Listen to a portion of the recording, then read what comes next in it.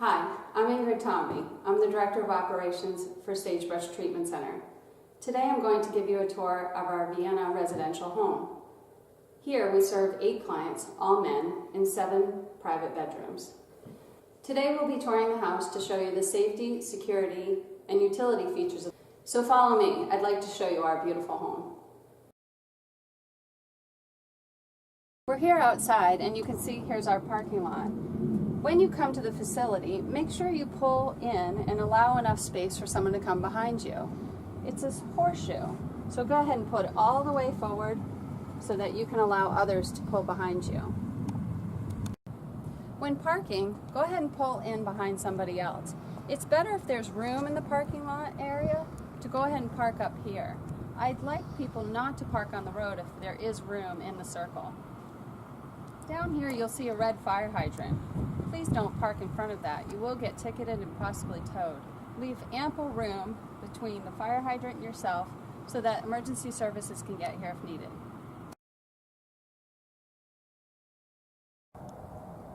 Located outside on the side of the house, you'll see 2 air handler units. These are for the 2 air conditioning units we have inside the home. It's good to keep this free and clear of the bushes so you can cut around here so ample flow gets through the system and cools the house. To the left we have our therapist's office, and it's important to keep the doors locked at all times. There's patient-sensitive information here, and it would be a HIPAA violation if a client were to enter the room and there was paperwork on the desk that had client information. To the right, you can see this is also a group room, but these group rooms have telephones, so it's important to keep these locked at all times so clients aren't able to get in. Here we are in the PA office. I wanted to show you a few things around our security features. We have a monitor here that shows all the camera locations in the house. If you want to see if anything's going on, this is a good place to come. Also, if you pan over here, we keep track of all our maintenance requests. They're logged here. If you have something in the house that doesn't work correctly, come here and log it, and this will let you know who's taking care of it and by when. Also, you can find our emergency preparedness binder. We have emergency contacts, floor plans, and anything you need to know in the event of an emergency. If a client were to be allowed in here, you want to make sure you don't leave anything laying out that has other clients' information. You may want to turn something over like that so that it's secure and sensitive information isn't out to the open.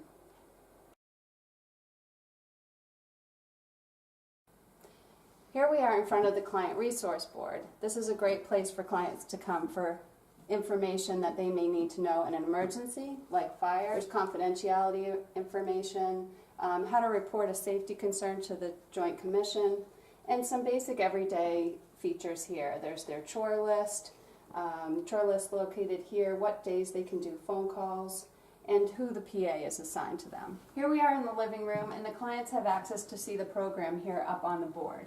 This should be kept current every day by the program assistant. It allows the clients to know where they should be in programming, and if they have individual appointments, they're also listed here.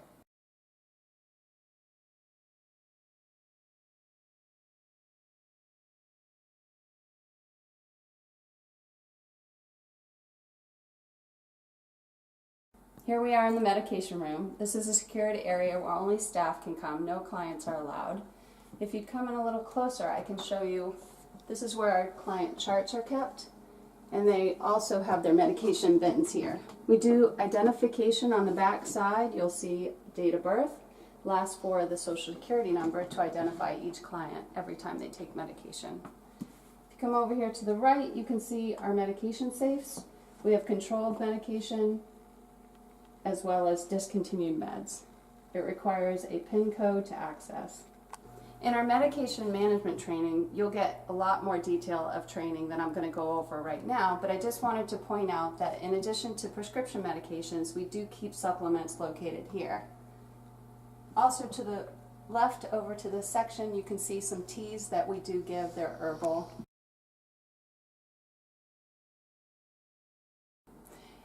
We're in the medication room, and you can see we have a CPR mask available. If you come over here, you can see our sharps container. This is a biohazardous waste container. This is where we put all our sharps.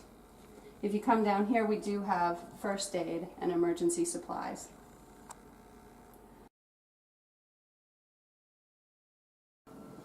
A few more of our safety features. You'll see floor plans located in different areas of the house.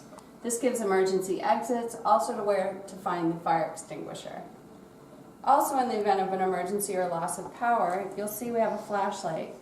They're located in different areas of the house and they'll stay on. You can go ahead and pop this right out and you have a flashlight. Here we are in the kitchen. You can see the dishwasher here. You can listen closely because it's very quiet when it runs. The light on the front indicates it's on. If you pull it open, you can see that it's already running. If you want to start it again, if you've opened it, you do have to push the button and close it again. When loading the dishwasher, just go ahead and pull out the top shelf and make sure they're clean or dirty before loading it. You don't want to load dirty dishes in a clean dishwasher. Located in the kitchen, you'll find a fire extinguisher. Again, we have these tags on the front as an inspection. We do monthly inspections to make sure that the equipment is working and ready for use.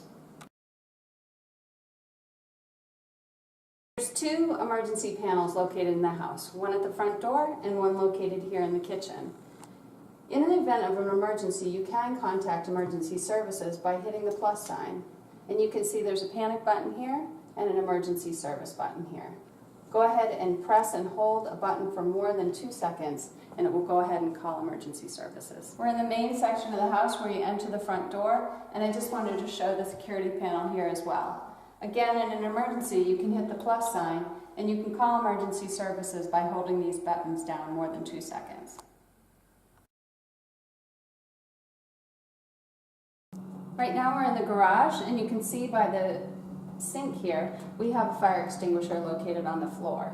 This is a good place for it to have easy access to the kitchen. If you look right over here, we also have one located on the far end of the garage. There's a sign that indicates there's an extinguisher. It also gives you the pull pin, aim, squeeze, and sweep. It's called PASS. It's a quick and easy way to remember how to use the fire extinguisher. Pull the pin, aim at the fire, squeeze the handle, and sweep. We're still in the garage, and as you can see, the doors are down. We like to keep the doors down to allow protection to the facility. No one can enter if the doors are closed. Here we have recycling bins and trash bins. The recycle only goes out on Monday evening, and the trash goes out every Monday and Thursday evening. We're still in the garage, right outside the kitchen, and you can see we have our federal labor law poster and our Virginia labor law poster. Employees need to know where these are located in case they have any questions. And here we have our MSDS binder. This is a good resource for any chemicals in the house. There's sheets of paper that identify how to handle if you were to get an item on your skin or ingest it, the best way to handle that situation in an emergency. Refrigerators and freezers are located here. We also have a refrigerator inside and downstairs. But here, if you open the freezer, you can see there's a latch. It's a good idea to keep it very closed, firm, and snap it in to keep our food safe and fresh. This fireplace has an area that you can put wood and burn a log. Remember, if you're going to leave the house, to make sure that the fire is completely out before leaving. You can see here that it's well kept. There's just one piece of wood, so it doesn't have a chance to get out of control. Make sure you handle all ash with these tools behind us.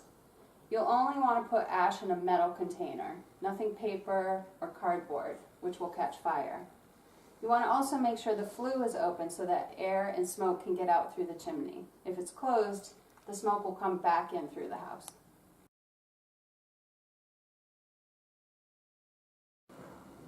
You can see in the kitchen area in a few places, over by the table there and located here, there's carbon monoxide detectors. If these were to go off, you'd hear a loud beep, and that would be an indication that you'd need to evacuate the facility. In the pantry, we do have a thermostat control. There's a key that you'd need to take off the box. This key is located in the PA office. It does say AC on it.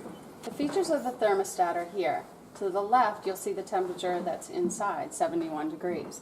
This is what the temperature is set at, 69. There's boxes here on the below section. We don't run the schedule, but we just hold the temperature at a steady pace. So 69 is the hold temperature, and you can see right now the system is on heat. To change this, you will simply push the button. You have off, cool, or heat. If this were on cool, you can see it's set at 74. It will start cooling when it's 74. Right now it's 71, so it wouldn't need to cool. Don't set the cooling less than 72, or the system could freeze up. We're in the master suite. There's an air conditioning and heating unit here. The thermostat is accessible by taking off the box. You can see here, indicated 70 is what the room temperature is, and 70 is what it's set at. To change system from heat to cold, you'd press the button indicating off, heat, or cool. There's two units, one here and one in the pantry in the kitchen. Both need to match, both on heat or both on cool.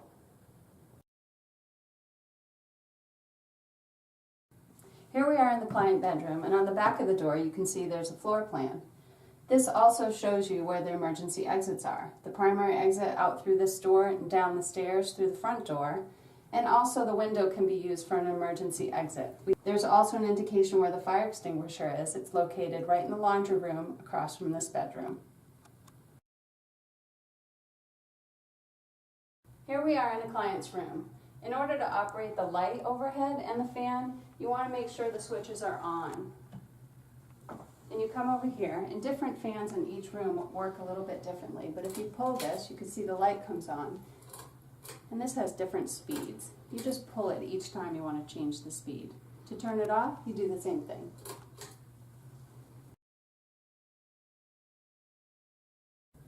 We're on the upper level in the house in the laundry room. There are two fire extinguishers here. One in the corner. You can see also an emergency floor plan that indicates exits. You also have personal protective equipment. There's gloves here, and mounted on the wall to the right, there's another fire extinguisher for your use in an emergency. Another safety consideration in the laundry room, we want to teach our clients how to empty the lint drawer. You'll want to do this after each dry. The staff should know this as well. Too much lint in this apparatus can cause a fire, so make sure you swipe any lint away on a regular routine basis.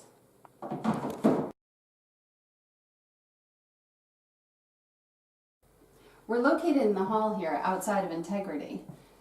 There's a pull string here, leads you to the attic. If you pull down, the stairs will drop down and you can enter upstairs. There's an air conditioning and heating unit upstairs. Careful, the stairs are secure, although you want a spotter just to make sure that you're safe. If there's an electrical appliance in the house that doesn't work, it's a good idea to come up here and see if this has been tripped. There's no light indicated here, so that means it's been tripped. If you go ahead and push the reset button, you'll see the green light comes on. Now you can check your appliance and see if it works. This is a good troubleshooting idea if something isn't working in the house. We're located at the bottom of the stairs, downstairs, and here's the sauna. The electricity for the sauna is located here, and they do leave it unplugged when they're not in use.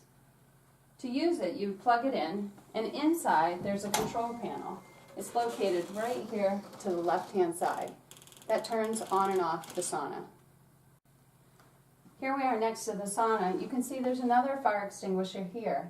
Again, an indication on how to use the fire extinguisher. PASS is the acronym we use. Pull the pin, aim, squeeze, and sweep. Located right here at the bottom.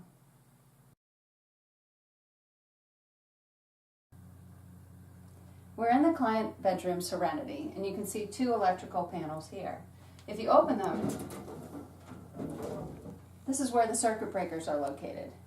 In order to see which area of the house is associated with which breaker, you'll read the description here and locate the number associated to it. You can see there's a little cheat sheet here that says massage room 26. So if the massage room power were to go off, you'd come here to 26 and see if the circuit breaker had tripped. If the circuit breaker is tripped, you'll see a little orange strip here and it will be all the way over to the other side. You'll just push it back and it will click and the power should work. At the top you'll see there's a main switch here. In order to shut the entire system off, you can go ahead and pull that down. That's your emergency shutoff for all electricity for this panel. The same exists on this side. We have an emergency shutoff for this whole panel. Everything here would be shut off if you were to turn this main switch off. Don't shut this off unless it's an emergency.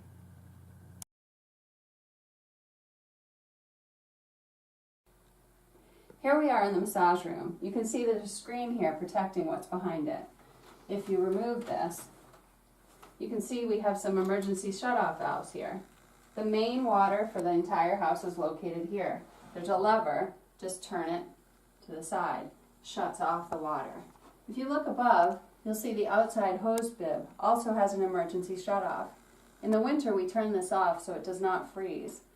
The outside hose bib that's associated with this is located outside the therapist's office window. We're still in the massage room. You can see there's a screen here as well. Behind it, this is our information system closet. You'll see Cox equipment here, which runs the telephones and our computer systems, and the security system as well. It's located here. Everything you need for the house as far as information systems is located here.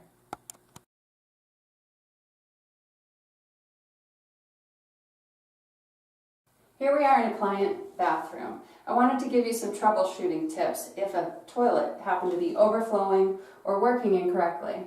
If a toilet were overflowing from the bowl, all the water were coming out around the rim, you could go ahead and shut the entire water off to the system. Down on the floor, there's a lever. You would want to go ahead and shut it righty-tighty, lefty-loosey, so right to close all the water off. This will stop the bowl from overflowing. If the bowl was just trickling, sometimes water just trickles and you can hear it running and it hasn't stopped, you'd go ahead and take this part off. Sometimes the handle needs just a little adjustment. Also, there's a little lever here. You can make a small adjustment so that the water is recognized. Okay? And this can tighten or loosen depending on whether it recognizes the level of the water.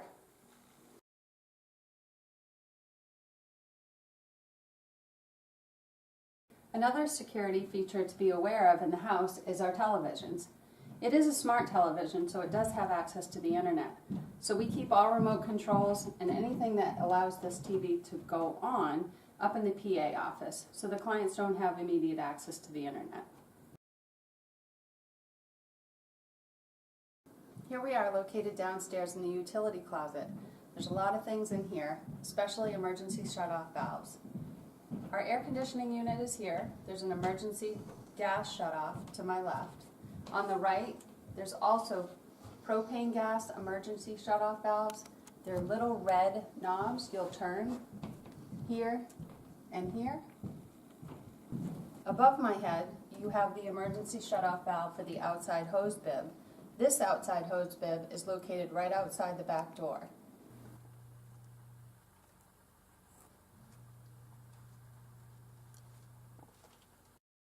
The water heater also has an emergency shutoff valve located right here.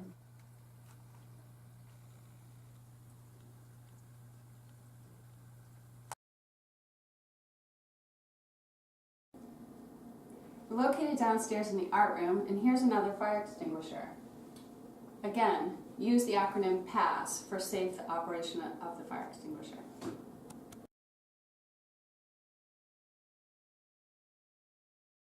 Right outside these doors is the designated smoking area. It's located on the lower level here on the platform of cement. We don't allow smoking anywhere inside the house. No smoking or vaping, only in the allowed area outside these doors.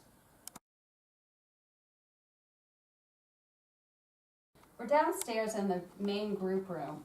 There's 2 exits here, although this one's blocked off. In order for us to exit safely, we'll want to keep this area clean and clear. You can see we've stacked these up to the side so they're out of the way, so you can easily exit here. In an emergency, you'd want to open and exit this way.